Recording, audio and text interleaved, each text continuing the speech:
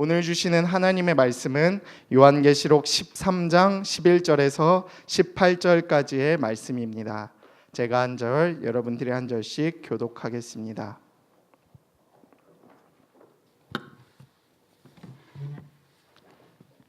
네, 함께 봉독하겠습니다. 내가 봄에 또 다른 짐승이 땅에서 올라오니 어린 양같이 두 뿔이 있고 용처럼 말을 하더라. 그가 먼저 나온 짐승의 모든 권세를 그 앞에서 행하고 땅과 땅에 사는 자들을 처음 짐승에게 경배하게 하니 상처가 나은 자니라.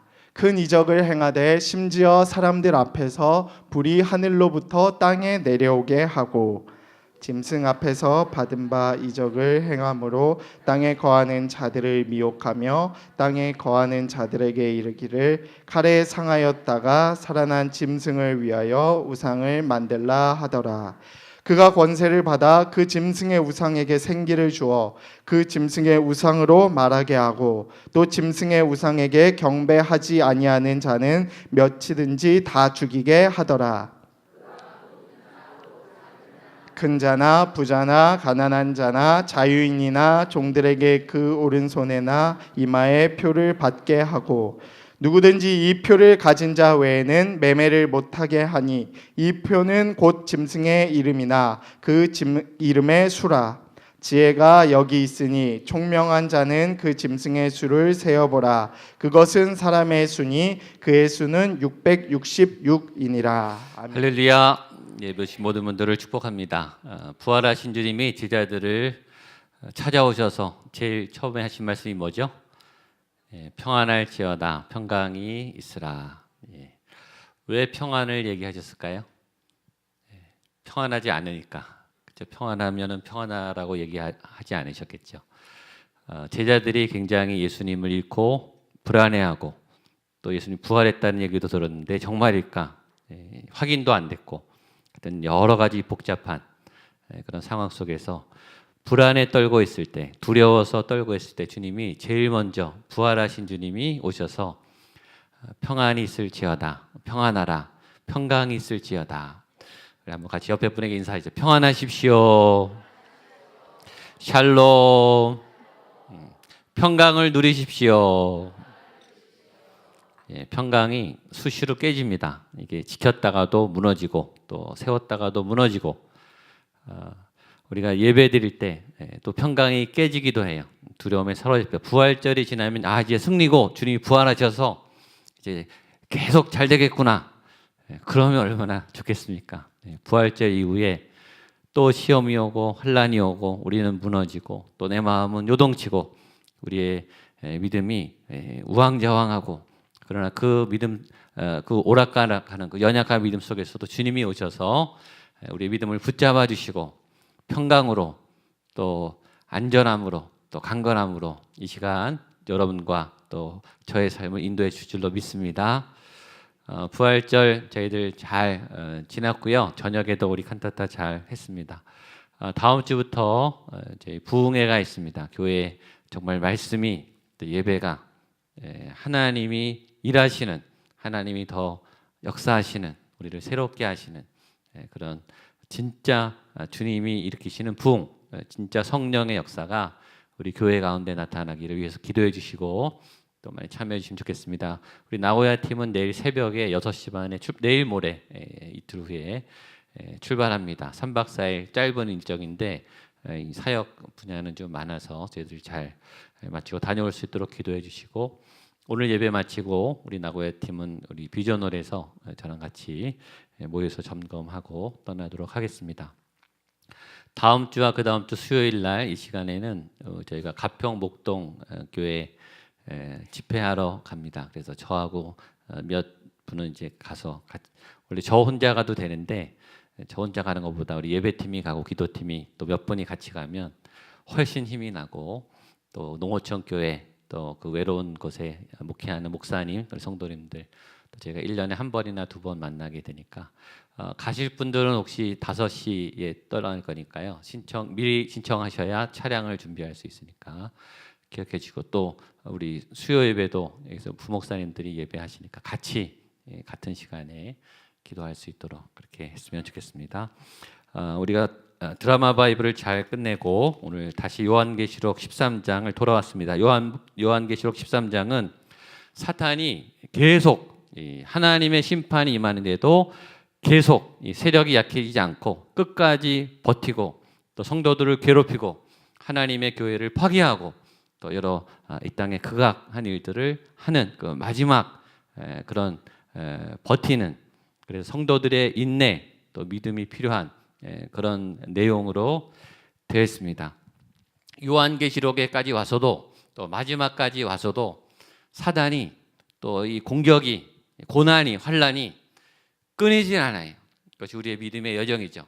좀 멈췄으면 좋겠는데, 이제는 좀 쉬었으면 좋겠는데, 어떻게 고난이 그렇게 끝도 없이 오는가? 얼마나 지독한지 모르겠어요. 이 악이, 어둠이, 또 고난이, 공격이 얼마나 지독한지, 또 어디서 난데없이 이게 쳐들어오는지 예측을 할 수가 없어요. 이쪽이 좀 괜찮으면 저쪽이 터지고, 저쪽을 막으려면 또 다른 데서 막 터지고, 막 쉴 틈 없이. 여러분 지금 요한계시록 13장에 22장까지 있죠. 사탄이 몇 장에서 망하는지 아세요? 20장까지예요. 20장. 요한계시록 20장. 창세기 3장에 사탄이 등장해서 언제 사라지느냐? 요한계시록 20장. 지독하지 않습니까?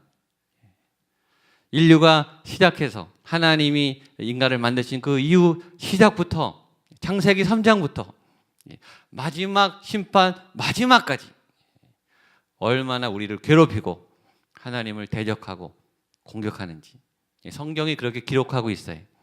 그 마지막에 하나님이 완전히 승리하시고 새하늘과 새 땅이 와요.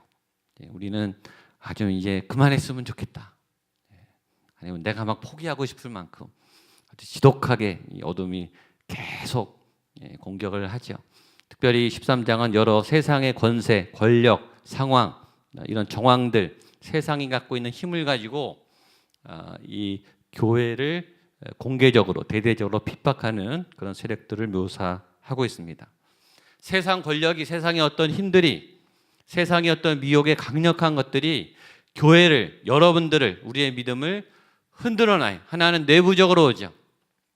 교회가 점점, 한국교회가 부흥하고 교회가 커지고 시설이 좋아질수록 믿음이 약해져요. 조건을 자꾸 보게 돼요. 좋은 교회를 찾게 되고 좋은 시설을 찾게 되고 주차장을 보게 되고 타가시설이 있는가, 우리 교육부서가 잘 돼 있는가, 우리 아이들을 위한 그런 잠옷실이 잘 돼 있는가, 마이크 시스템이 괜찮은가, 냉방시설이 잘 돼 있는가. 냉방시설이 안 됐으면 교회 안 나갈 겁니까? 교회 학교가 없으면 교회 안 나갈 거냐고요.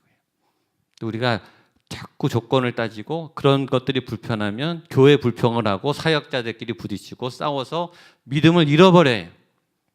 교회 내적인, 교회가 커지고 교회가 좋아지고 교회가 재정이 넓어지고 사람이 많아지면 점점 믿음이 약해져요. 뭔가 행사는 많이 하고 교회가 일을 많이 하는 것 같아서 이 교회가 대단한 것처럼 보이는데 그게 아니라, 저는 그런 고민이 자꾸 들어요. 우리의 믿음은 더 조건적이 되고 이 상황에 굉장히 오락가락하고 마이크가 잘 안 나오면 설교가 막 흔들리고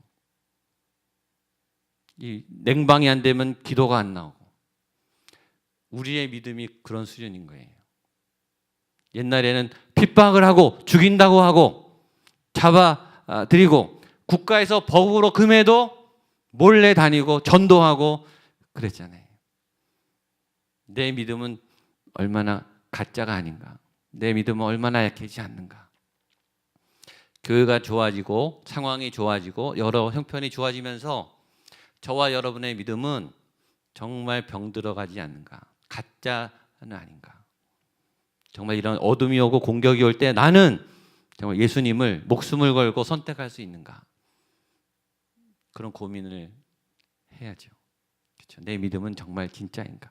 이 조건이 허락하지 않아도 나는 예수님을 믿을 것인가, 교회 나올 것인가, 헌신을 할 것인가. 두 번째는 세상의 여러 구조로 지금 한국 사회 분위기처럼 교회를 굉장히 공격하는 거예요. 언론이 공격하고 제도가 공격하고 자꾸 교회의 단점을 부추기고, 교회가 굉장히 많은 좋은 일을 하고 또 좋은 사람들이 영향력을 끼치는 그것들은 하나도 보도하지 않고 조금만 약점이 잡히고 또 잘못된 교회 안에 죄인들이다 보니까 실수도 하고 잘못도 하죠. 사회적인 법법자도 오고 교회도 또 믿음이 좋았다는 사람도 흔들리고 그것을 아주 부각시켜서 교회에 대해서 잘 모르는 분들도 교회에 대한 이미지를 이렇게 안 좋게 만드는 그런 작업들을 지금 누군가 하는 것 같아요. 보니까 굉장히 조직적이고 공격적이고 의도적으로 교회에 대해서 교회 다니는 성도들에 대해서 굉장히 안 좋은 쪽에 대한 어떤 그림의 작업을 하고 있는 것 같아요. 그러니까 지난 주일날 이 인터넷에서 검색하다가 깜짝 놀랐어요. 한국교회 연합 집회를 고척돔에서 이제 부활절 연합 예배를 했다 그러더라고요. 근데 거기 주강사가 박옥수예요. 이단이에요. 그러니까 언론이 거기가 교회 연합 집회인 줄 알고 보도를 한 거예요. 이단들끼리 모여 있는 그 집회를. 그러니까 그런 거는 항의를 하든지 뭐 제대로 알고 보도를 하라고 해야죠. 그런 일들이 굉장히 많이 나와서 예수님을 믿고 교회 다니는 사람들이 요새는 교회 다닌다 이렇게 자랑스럽게 이야기하지 못하게 점점 만든다는 거죠. 근데 성경에서는 말세에 교회가 물리적으로 제도적으로 구조적으로 오늘 13장처럼 굉장히 큰 탄압과 핍박과 공격을 받는다라고 기록되어 있어요. 당연한 거예요. 교회 다니는 것은 공격이 와요. 각오하셔야 돼요.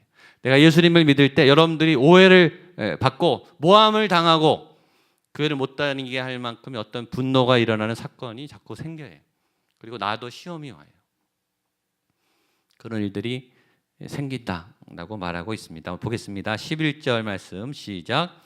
내가 보매 또 다른 짐승이 땅에서 올라오니 어린 양같이 두 뿔이 있고 용처럼 말을 하더라. 13장 앞에는 다른 짐승이 바다에서 올라왔어요. 근데 여기서 땅에서 올라와요. 그러니까 다른 세력, 다른 이 어둠의 권세가 바다에서 올라오고 땅에서 올라오고 어디서 언제 튀어 올라올지 몰라요. 불쑥불쑥 사방에서 예측하지 않은 장소에서 튀어 올라와요. 그런데 이번에 모양이 어린 양 같다는 거예요. 어린 양. 어린 양은 누구죠? 예수님처럼 생겼다는 거예요. 근데 어린 양인데 뿔이 있어요. 이 뿔은 이 악마의 상징이에요. 안 좋은 상징이죠. 그리고 입이 용처럼 말을 하더라. 그러니까 얼굴은 예수님의 얼굴인데 용하고 뱀은 사탄을 상징해. 말하는 게 이 사탄의 말을 한다는 거예요. 생긴 거는 예수님처럼 교회 다니는 거룩한 성도처럼 생겼는데 말은 악한 말이 나온다는 거예요. 언어는 굉장히 중요해요. 언어를 통해서 우리의 믿음을 볼 수 있죠. 목소리. 내 목소리에 예수님을 믿는 믿음의 확신이 있는가? 내 목소리는 혼돈스러운가? 내 목소리는 확신이 없는가? 내 목소리는 불안한가? 내가 예수님을 말하는 이 고백은 정말 진정성이 있는가? 거짓말은 아닌가?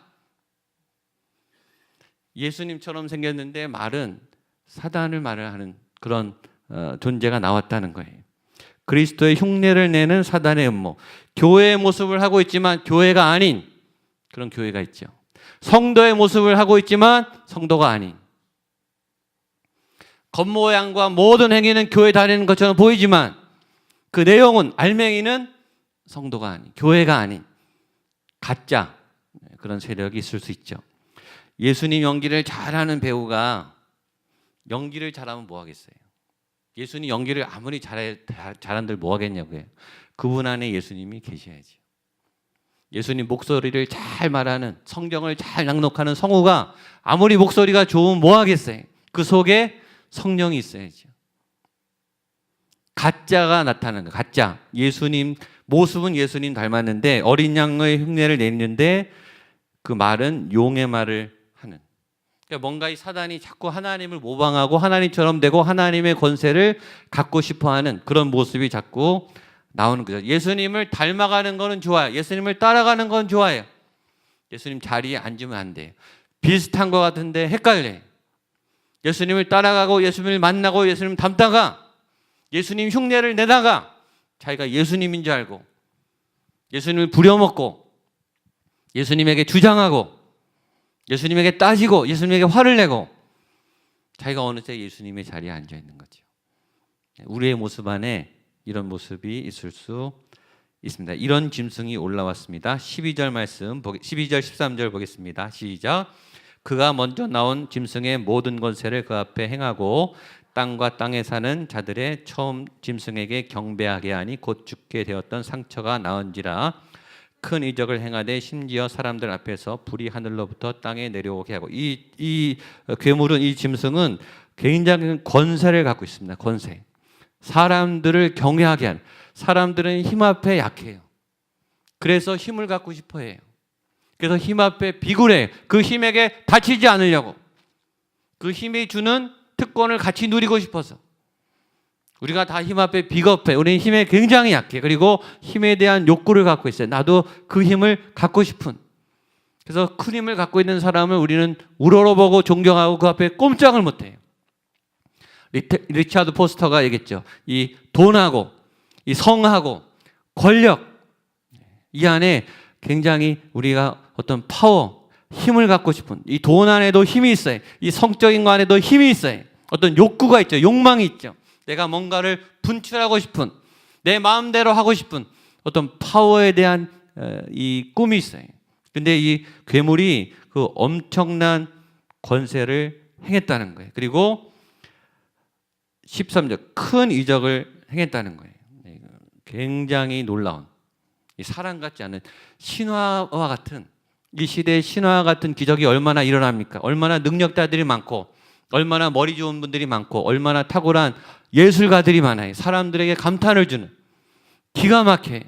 기가 막힌 건축물, 기가 막힌 아이디어, 기가 막힌 프로그램, 기가 막힌 집, 기가 막힌 유능한 선수들, 노래하는 사람들, 작곡가들, 얼마나 탄성을 지을 만큼 그런 능력이 나타나는지 사람들이 다 감탄하죠.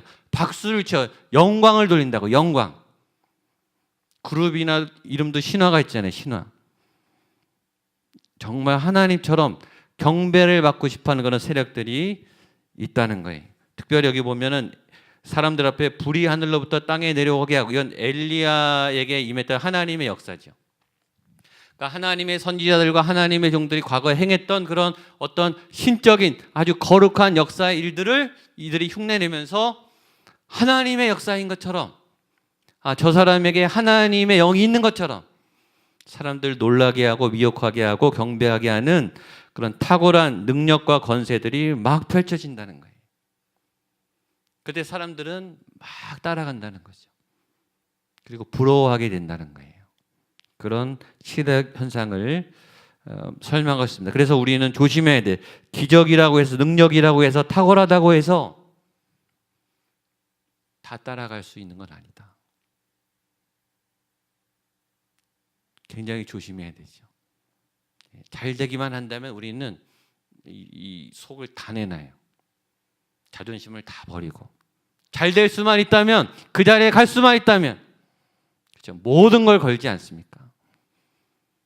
근데 그 탁월함의 그 끝이 정말 하나님의 선하신 지혜와 능력에서 나온 것인지, 아니면 이 사단이 하는 이 기적과 같은 요소의 미혹인지 분별하기가 굉장히 어려워요.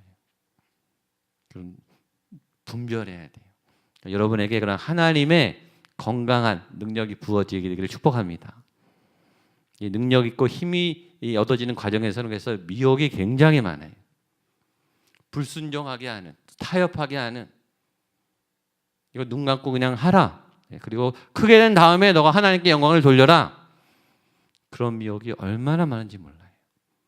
잘 된 다음에 너 해라. 너 성공한 다음에 교회 잘 나와라. 지금은 타협해라.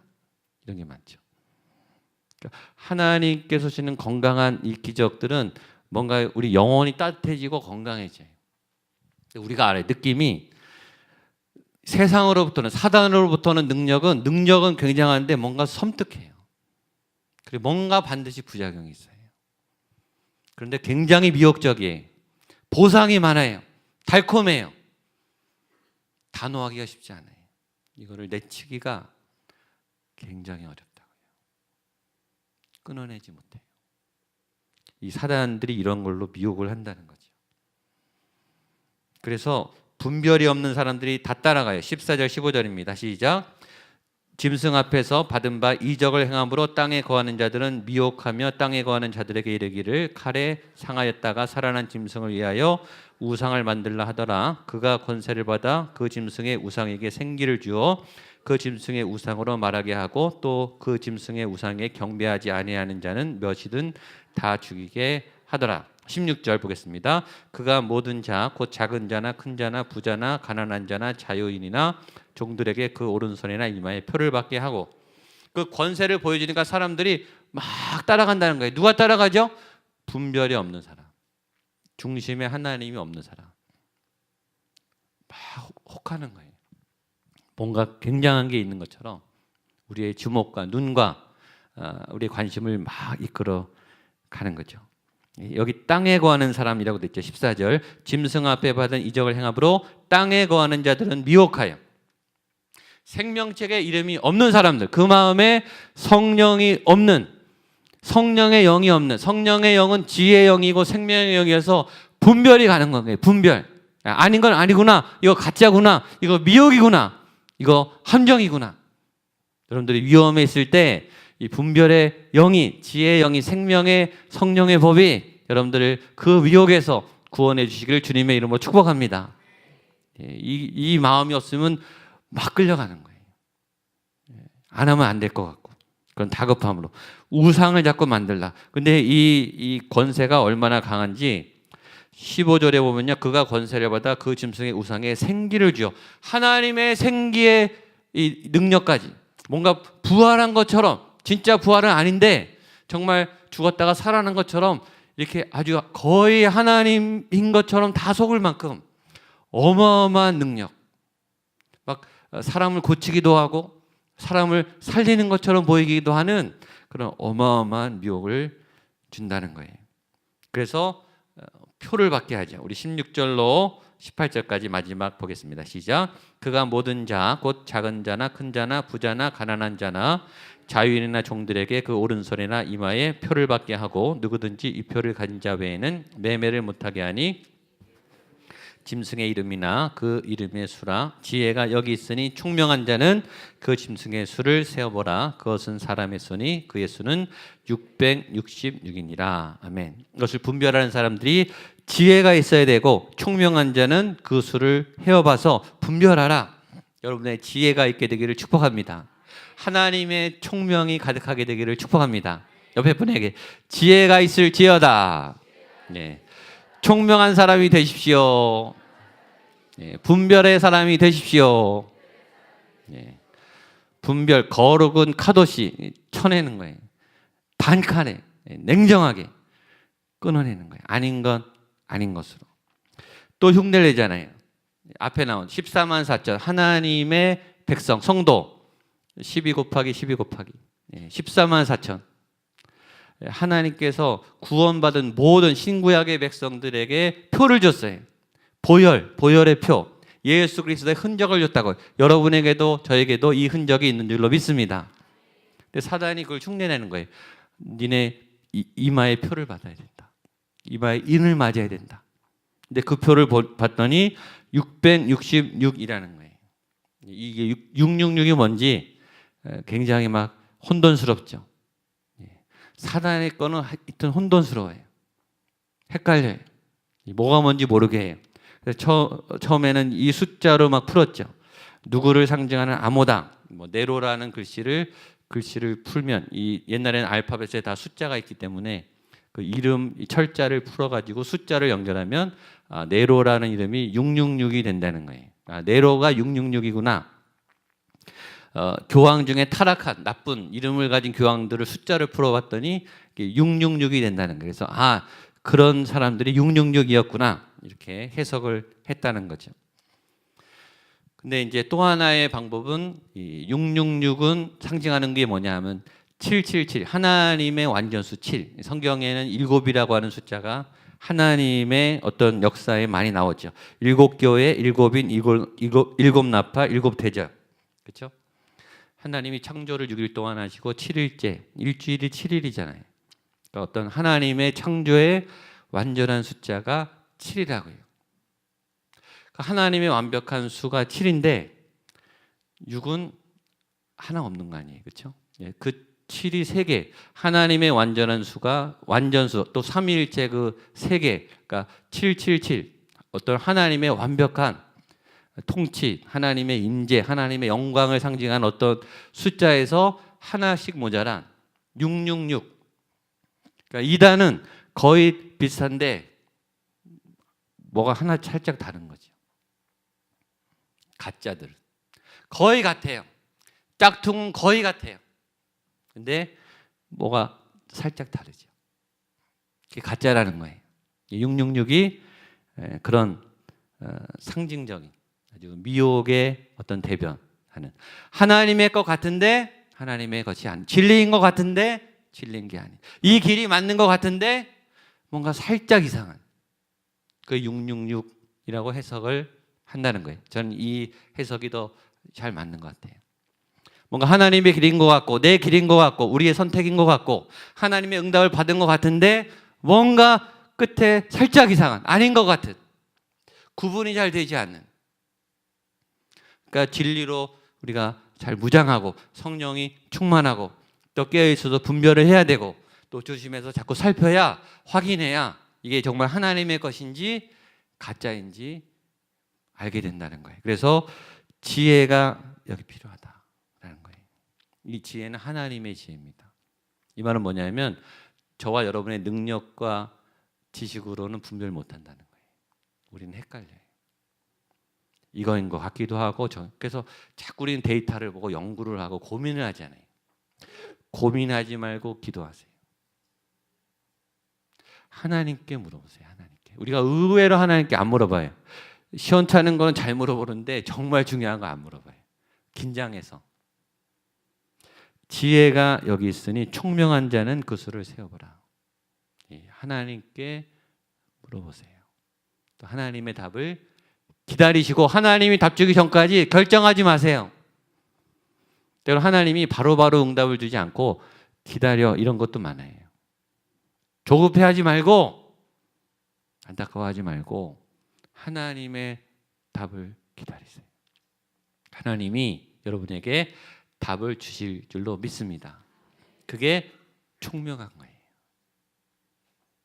분명히 말해, 지혜가 여기 있으니, 지혜는 있다 없다? 있어요. 하나님의 답은 있어요. 하나님이 분별할 수 있는 힘을 주시죠. 이것을 우리가 얻으셔야 돼요. 미혹되지 않도록. 얼마나 이게 우리를 혼돈하게 하는지 모릅니다. 아주 신앙의 영적 지도자를 보세요. 잘하다가 팍팍 넘어지지 않습니까? 누가 자만할 수 있어요? 아무도 자신만만할 수 없어요. 겸손한 마음으로 하나님께 물어보고 기다리고 확인하고 답을 구하고, 하나님의 분별만이 답이에요. 하나님의 놀라운 지혜와 은혜가 또 여러분에게 있게 되기를 주님의 이름으로 축복합니다.